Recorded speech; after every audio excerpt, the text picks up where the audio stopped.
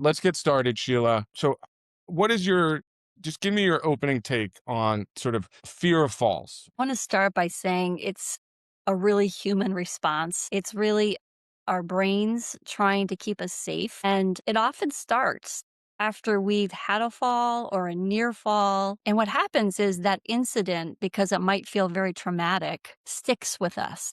So our brains remember that event and it shifts into protective mode. But the problem is it's shifting into protective mode when it doesn't necessarily need to.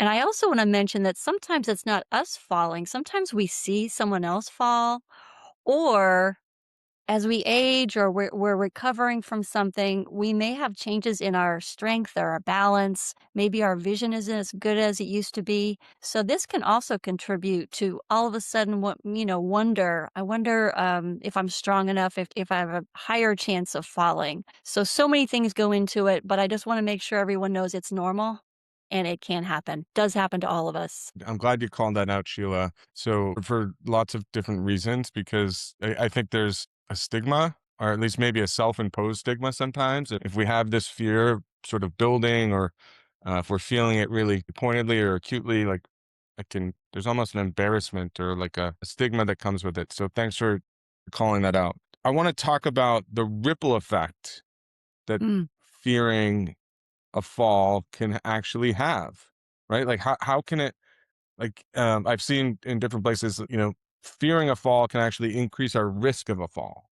yeah, it's Is true. that true? Yeah. And how so? How so? Because when we stop trusting our body, we stop using it. And that's when things can get risky. So, because you're afraid of falling, you start moving more cautiously, or you avoid going places where if you have fallen or almost fell at a certain area, you might try to avoid going to that place. You kind of second guess your body. And what that leads to is not moving as much. And what happens when you don't move as much? You lose your muscle strength, you lose your balance because you're not using those muscles. Also, when you're not active, you become stiff. I mean, have you ever laid in bed all day and then get up and try to walk? You're stiff, right? So Mm. your muscles are really tense. And so you become more hesitant and you're more likely to fall. So it's kind of a catch 22, right? You're trying to protect yourself, but when in doing that, you're actually increasing your risk for falling. Even if you never have, even if you've only seen someone else fall, you may fall just because you're afraid of falling. Yeah.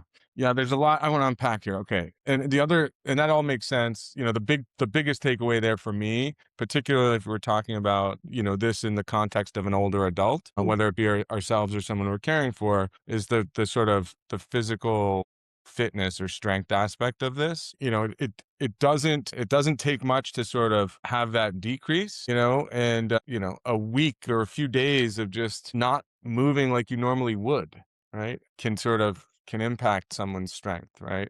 Mm, Yeah. and Yeah. it can happen pretty quickly. But the second thing is, I wanted to sort of just zoom out a little bit, which is like a lot of what you've been saying, or what we've both been saying, like, they're they're detractors in their own rights from a person's quality of life. Yeah. If we're not going out like we normally would, that probably means we're not doing the things that maybe we enjoy. We're not interacting with other people as much. We're a little bit afraid, or on edge, and or on the lookout for, trying to protect ourselves from falling. So that means we're not maybe quite as present in a moment wherever we are, right? We're, Yeah. instead of just walking down the street and smelling the roses, as they say, we're walking down the street and we're our heads down, maybe watching our feet or watching out for cracks, or whatever it might be, right? So these are all sort of little, in their own right, little detractors from quality of life. That's something that was sort of becoming clear to me as I was hearing you talk. Does that make sense Yeah. to you? It sure does, and I think the more we think about it, it's funny how the brain works, right?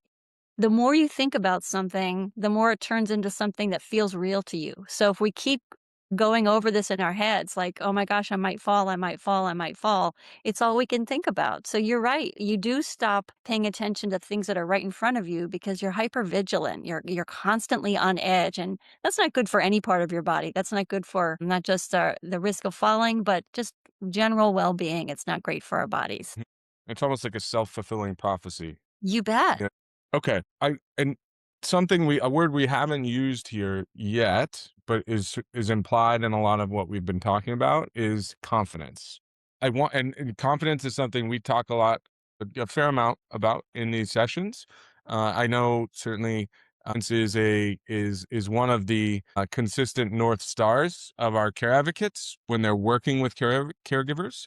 Right, they're helping. A lot of the work they're doing is to help caregivers build confidence or rebuild it. Right. So, Right. but can you? I want to talk about context or confidence in the context of this topic, falls and fear of falls.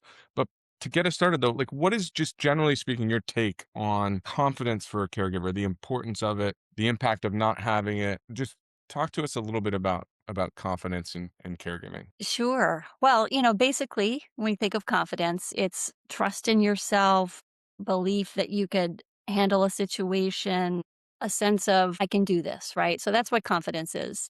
And it's powerful. It's really powerful because it affects both how you think and what happens in your body. So there's a real connection there. If you feel like you can do something and that's in your mind, like I can do this, then your body kind of follows suit. And on the other side of it, if you're very skeptical or scared, your body does react in a way that matches that thought. And if you could think of it, it's like if you're thinking, I'm going to fall, Matt, if you were walking down the street and you think I'm going to fall, what happens to your body? Like, what would your Tighten body up, tighten up. tighten up? Exactly. Tense. It gets tense, right? And it's setting you up for falling. If you're really tense, you're hesitant, right? But if you could say, I could do this safely. I've been practicing. I'm good. Your body's relaxed. You've got natural movement and it does what it's designed to do is just move. So there's a real connection between building up that confidence and how your body will respond.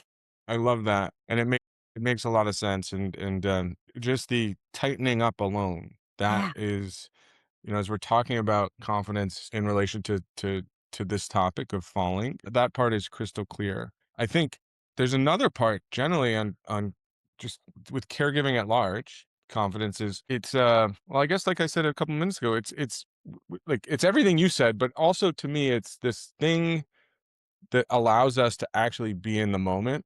Yeah. Right? Because when we're not feeling confident, and no one's confident 100% of the time, that's not my Right. point, but when we're not confident, we're doing all the stuff that you're describing. We're thinking, we're really overanalyzing every little step, Yep. whether it be a Yep. literal step or, a hypothetical step, and whatever it is that we're doing in a moment and during the day. We're sort of analyzing, we're so down in the weeds on that thing instead of enjoying, like, being in that moment, whether we're enjoying it or not, right? Whether it's a moment to be enjoyed or not. And like there's I had this theme when I was caregiving, like I was always waiting for the next shoe to drop. And to me, Mm. in retrospect, that was like, in a lot of the time it was a lack of confidence thing. Like I wasn't feeling confident. So therefore I was waiting something for bad to happen. I don't know, that's how Yeah. it played out in my head. No, I think you bring up that point well, and it goes back to so when you were saying you kept waiting for the shoe to drop, think about what your thoughts were, what was swirling around your head all the time. It's like, I wonder, it's gonna fall, it's gonna, something's gonna drop, something's gonna happen. You keep telling yourself that, and you start to believe it. So once you Yeah, believe something, it's really hard to let go of it. So absolutely. I guess I'd really lean into pay attention to what you're thinking. And it not only lets you realize how much you're thinking about this thing, but it Mhm. also gives you the opportunity to say, wait a minute, can I just like be here in the moment like you're saying and enjoy where I am instead of constantly thinking it's gonna turn into something terrible. Yeah, right. And there's an art speaking of what you're saying, like paying attention to what we're thinking on a given day. It takes practice sometimes, Yeah. I guess, is the point. It Yes. takes a little bit of skill. Um, it's a learned sort of skill, Sure. and that's something that care advocates help people with every day. It's something that we have resources and tools for in the app. But so it's not always that simple. But yeah, it's being aware of what's going on in our minds and being able to take action accordingly. Here's the challenge with confidence, or at least it was for me, which was because chances are in a lot of caregiving situations there there is frequently gonna be another shoe to drop, right? Like, that Yeah. comes with the territory, that's part of Yeah. the experience. So like next level confidence in my mind, if I could go back and do it again, would be to be confident in spite of knowing that stuff's gonna happen and not let that knock me onto my back foot. Does that make Yeah, sense? Yeah. it does, and I think when you what you're bringing up is you could be confident that in this moment, everything's fine. Just start there. I'm Yeah. safe right now. I'm not falling right now. I'm Yeah. confident that I'm okay right this moment, and that does help that you don't Mhm. jump into the what ifs and looking into tomorrow or even an hour from now. It Mhm. helps you stay right where you are. Okay. I'm gonna go off slightly off topic, but I want to stick with this confidence thing for a second. But for people in the audience who are here listening and thinking, hey, the person I'm caring for, my loved one is afraid of falling and therefore, won't Yeah. is changed their behavior. Confidence, as we're talking about, obviously, is instilling confidence in them is is a key part of or an important part of helping them sort of dig out of that. Mhm. Um, what's a piece of advice or two you'd give to caregivers in the audience today who are trying to help their loved one rebuild some of this confidence? As we say for so many things, start small and build slowly. As it relates to falling and being afraid of falling, you wanna start with small steps. They're in a safe environment. So, start at home, start very close to a chair maybe and get up and try a step or 2. Gradual exposure to activities that you've avoided is the trick, and it doesn't matter how far you go, it matters how often you try it. So, stand up and take 1 step and then sit back down again, and you could do that 10 times, and it's almost more important to do it that way than to try to say, "Okay, I'm gonna go into town and walk across, the sidewalk." And then I would think another idea is to reinforce that success. I know it seems small, but guess what? I stood up, I took a step, and I did it safely. Mhm, I was fine. mhm. So, I think starting slowly, starting in a safe environment where no one's watching you and it's okay and you're okay. And then, you pair that with the practice often, that's going to build your strength. That's going to build your balance. So, So that's where I was going. I'm glad you mentioned that or and came back to that because and I totally agree. Small steps or small chunks frequently, starting small. I love hearing that. But the other part of I guess similar to that is confidence maybe won't it probably won't be built or rebuilt like overnight or in one setting, right? So it's the and it doesn't have to take months either, right? But to your right. point, it's about the frequency of the attempts, and I feel like some of the preparedness stuff I think can really help. So to your point Yes. about doing exercise, like there are, a lot of health plans have benefits like silver sneakers that provide online fitness classes where you could do strength training for core and legs and hamstrings, like the muscles that are commonly sort of known to be involved in balance and just general like stability strength and things like that.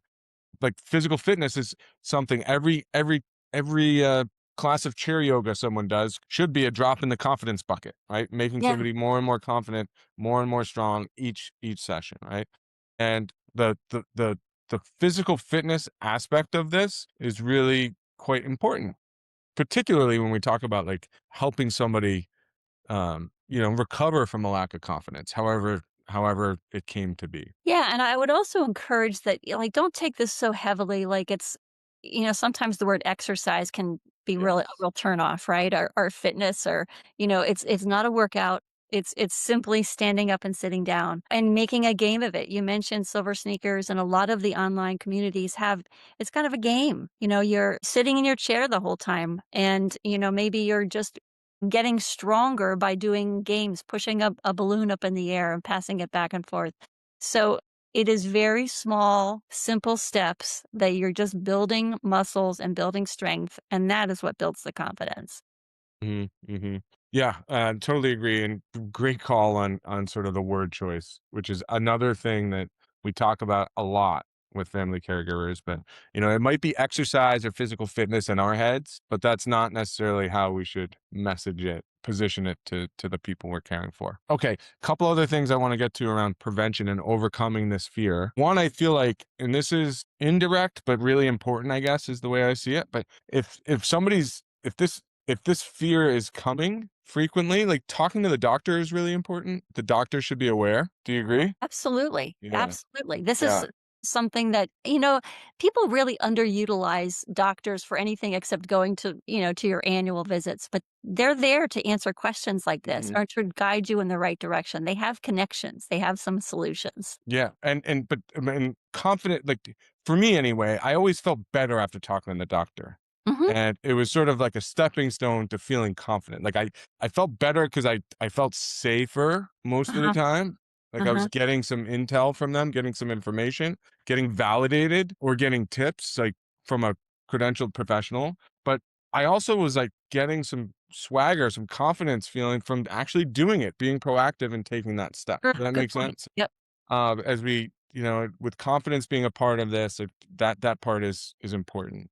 So, and it could be as simple as calling the office, right? And talking to a staff member. But the other key piece of this is sort of home safety, home Mhm. preparedness. Obviously falls can happen anywhere, but a common place they happen is the home, particularly with the older adults. So there are some, I mean, Sheila, what are some key sort of home safety tips you'd offer to the group here? Well, I think, some of the obvious ones, make sure that there's no clutter around.